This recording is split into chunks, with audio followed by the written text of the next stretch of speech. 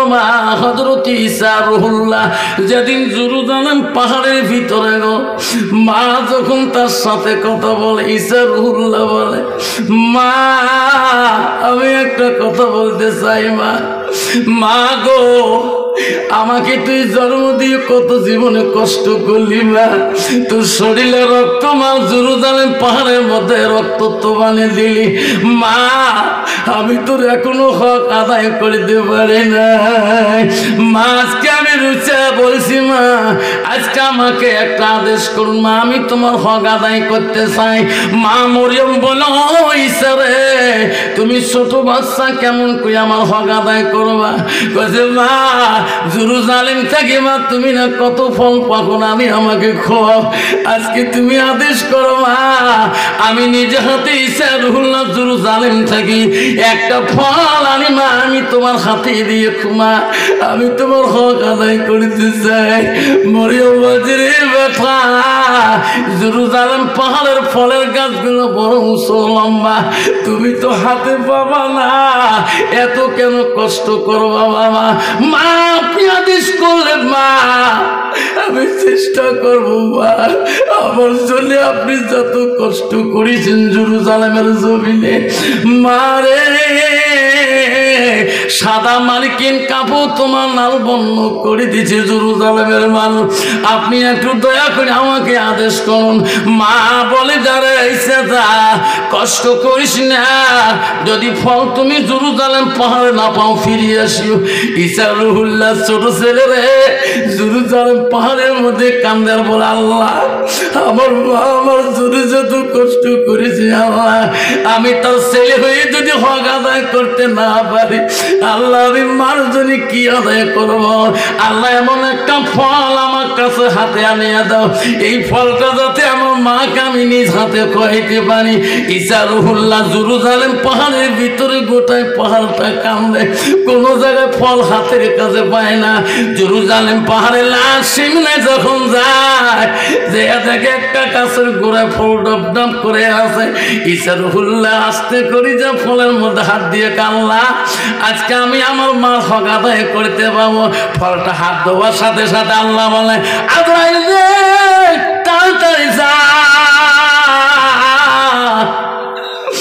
মরিয়মের জানটা তুমি কাবাজ করে নিয়ে আয় আজার বলছে মাবুদ তার সন্তান ফল বলে গেছে কেমন করে জানটা কাবাজ করবো আল্লাহ বলছে আজরাইল আমি আল্লাহ যেটা জানি তুমি সেটা জানো না এই ফল যাতে মরিয়মের পেটের মধ্যে যায় না হযরতে মালিকুল মউত আসি সালাম দিল মরিয়মকে মরিয়ম বলো তুমি কে মানতা তুমি কে বলছে আমি হলো মালিকুল মউত আমি আজরাইল মরিয়ম বলে আজরাইল তুমি কেন আমি তোমার জান নিতে আসছি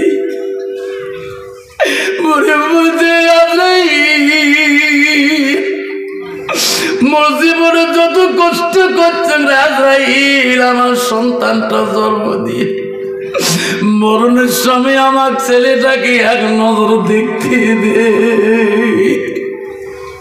আজার বলেছে মরিয়ম এই কথাটা আমি মাবুদের কাছে পেশ করছিলাম তবু মাওলা তুই একটু সময় দেয় না ঈসা রুহুল্লাহ ফল হাতে নিয়ে মনে খুশি নিয়ে যেতেছে রে আজকে আমি মার হক আমি আদায় করতে পারবো আদায় যখন দেখলো ঈসা মার কাছাকাছি হলো বয়স করে মরিয়মের জানটা নিয়ে চলিয়ে গেল ঈসা ফল নিয়ে যা টাকায় মা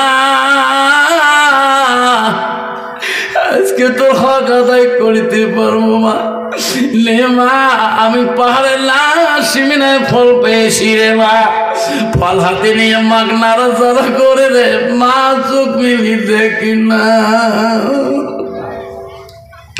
মা তাকে দেখ মা কত সুন্দর ফল আনছি রে মা মাকে যেদিকে নড়ায় সেই দিকে মা হয়ে যায় ইচ্ছারুল্লাহ দেখে রে মা পৃথিবীর জগতে আর কেউ নাই আল্লাহ নবী বলে যে মা তালিন সান নবী বলল মানুষের মৃত্যুর পরে মানুষের সৎ আমলগুলা নেক আমলগুলা কবরে গেলে বন্ধ হয়ে যায়। নবী বলে ইল্লা মিন সালাসাতি, তিনটা আমল কবরবাসীর জন্য বন্ধ থাকে না।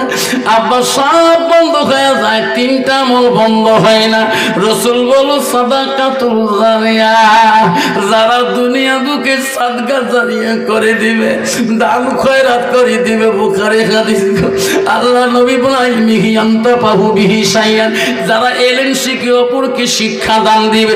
রাসূল বলে আওলাদুন সালিহুন ইয়াদুলাহু, নেক সন্তানের দোয়া কবরবাসীর কাছে কোনোদিনও বন্ধ থাকে না।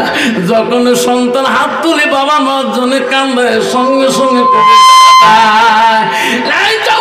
বন্ধু আজকে তোমার মাকে কবরে রাখছেন শোনা, আজকে তোর বাবাকে কবরে রাখছো শোনা, আজকে তোর বিবির জন্য ছেলের জন্য কত টাকা নার্সিং হোমে ডাক্তারের কাছে যায়। আজকে তুমি সেই মরা বাপটা মাটার জন্য আজকে আমি জামকুটির জমিনে দেখতে চাই গো। আব্বা না, কার কার মা নাই বাবা নাই গো, দোয়া করে যাব আমি। কার কার মা বাবা মারা গেছে গো, হাতটা তুলে দেখাইবেন। হুজুর আমার মা নাই, আমার আব্বা নাই। কার কার নাই হাতটা দেখাবেন। আমি যখন ওয়াজ করছিলাম ধামকুটির জমিনে, বহুদিন আগের কথা, আমার মা তখন জিন্দা ছিল। আমার মা বলছে বাবা তুমি বোটা দিয়ে কেমন করে ওয়াজ করতে তো বিএসি বাধা করে না। আমি বলছি না মা, আমাকে 2 দিন আটক করছিল, আমাকে বলেছে বিএসি কোথায় তুমি যাও।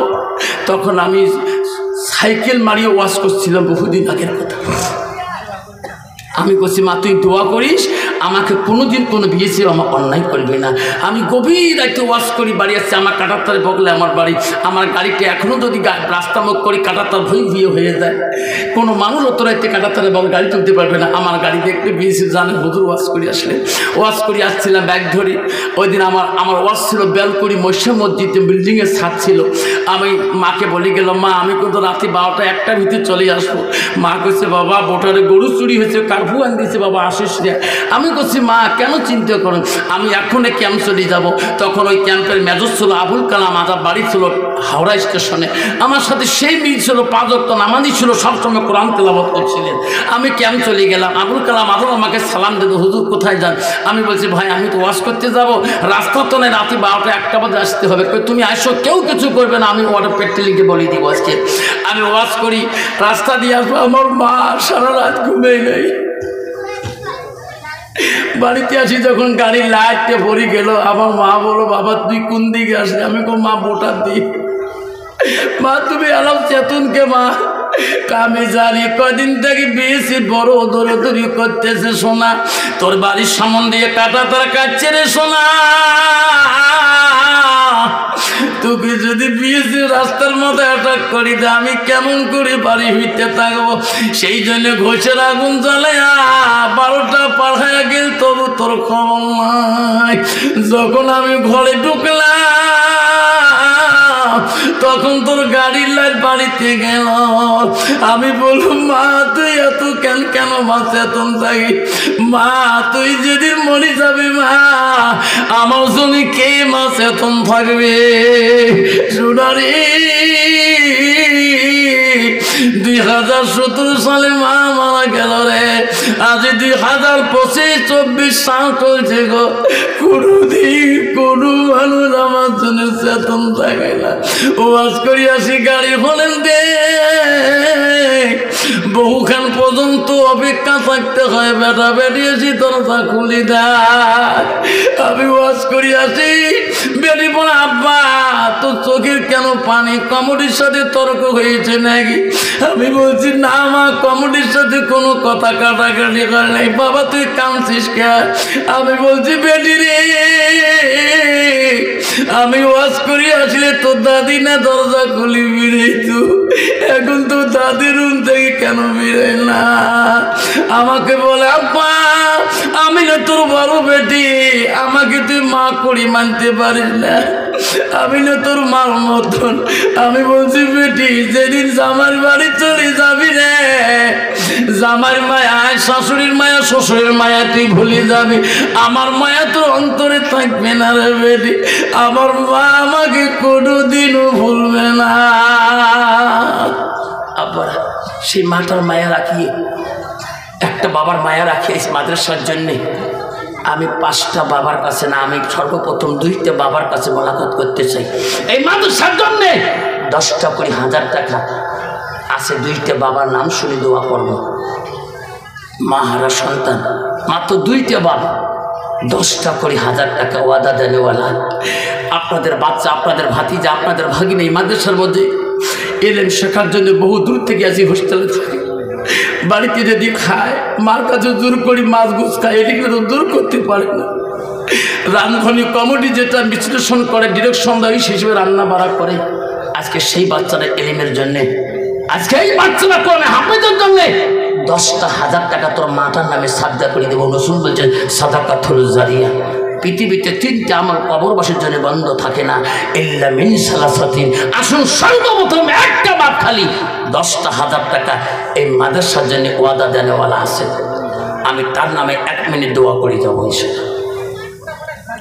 আছে বাবা একটা মা 10টা 1000 টাকা রে সোনা, তোর মা কবরে পড়িয়েছে রে, তোর বাবাটা কবরে পড়িয়েছে, কোনদিন তোর মার নামে তুমি সাদকা জারিয়া করো না। রাসূল বলছে পৃথিবীর সব আমল বন্ধ হয়ে যাবে, ইল্লা বিসালাসাতিন। 3টা আমল বন্ধ হবে না কবরবাসীর জন্য। নবী 1 নম্বরে বলল সাদাকাতুল জারিয়া। আসুন কে আছে বাবা? একটা বাবা, 2 জন না, একদম বাবা 10,000 টাকা দেনেওয়ালা। আজকে ঝাউকুটি দারুল হাফিজ মাদ্রাসার জন্য আজকে এলাকার ধনী গুণী, এলাকার মাস্টার, এলাকার ধনী, এলাকার ব্যাপারী, এলাকার প্রধান, এলাকার মেম্বার, একটা বাবার নাম শুনি, মাদ্রাসার secretary, president, member, cashier, cash ক্যাপিটালের নাম, একটা নাম শুনতে চাই। হুজুর আমি 10টা 1000 টাকা আমি আমার মার নামে, বাবার নামে এই মাদ্রাসায় সাদকা করে দিলাম, হুজুর নামটা আমার নিয়ে দোয়া করে দিলাম।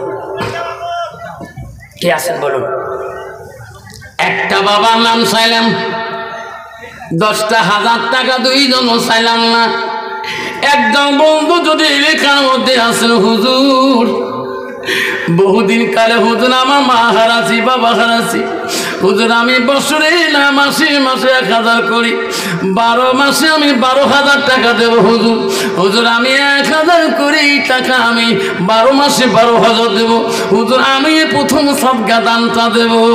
এমন একটা বাবা আছেন গো, মাসে মাসে 1000 করি দিয়ে তোর মার নামে সাদকাটা দানটা দিয়ে দেবা। আসুন একটা বাপ, 2টা না, 1 জন বাপ মাসে মাসে 1000 করে দিবা, 12 মাসে 1200 টাকা হবে সাদকা হিসেবে। একটা বাপ যদি হাত দেখাইতে হবে আমি দোয়া করে চলে যাবো। আসেন এইরকম হিম্মতাল একটা বাপ, এইরকম একটা দানি জ্ঞানী গুণী বাবা আমার, কেলুন একজন বাবা আমার আসেন কই মাদ্রাসার জমিনে। আজকে হাফিজি মাদ্রাসার জন্য মাত্র একটা বাবার নাম শুনলাম, 10,000 টাকা চাইলাম। আমি গত রাতে আমি জলপাইগুড়িতে 10 চাইছিলাম, 10-এ পাচ্ছিলাম।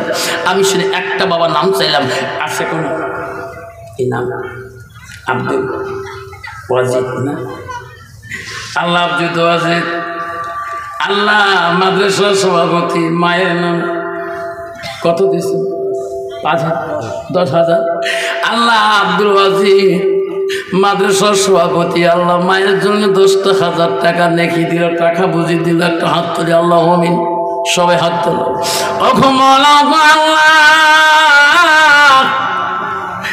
দেখি রে তাকাইয়া মাঝে কি ধর মানায় বাড়িতে, বাড়িটা অন্ধকার। মা যদি বাড়িতে থাকি রে ছেলেদের কত না খুশি, কত না আনন্দ, মা বাড়িতে আছে।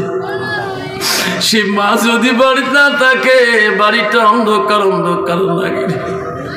আব্দুল ওয়াজিদের মা নাই, মাদ্রাসার সভাপতি, আল্লাহ 10টা 1000 টাকা দিয়ে আল্লাহ আল্লাহ সর্বপ্রথম নামটা তিনি লিখিয়ে দিলেন। আল্লাহ তার মাটাকে আল্লাহ জান্নাতের বাগানে শুয়ে রাখি। তার মার জীবনের আমল করে আল্লাহ তুমি জান্নাতের মিজানে নেকির পালা ভারী করে দিও। আল্লাহ তার মাকে জান্নাতুল ফিরদাউসের মধ্যে আল্লাহ তুমি দাখিল করে দিও। লা ইলাহা ইল্লাল্লাহু মুহাম্মাদুর রাসূলুল্লাহ। লাই তাকবীর। দান কাহারির দান মহলা করি রেজিস্টার দানের বদলে মোলা বানাইও ইমানদার। আসুন আব্বা 10 যাব না 5,000 করে যদি 5টা বাবা দেন 25,000 টাকা হয়ে যাবে। এই মাদ্রাসা কোনোদিনও গরিব হালে থাকবে না।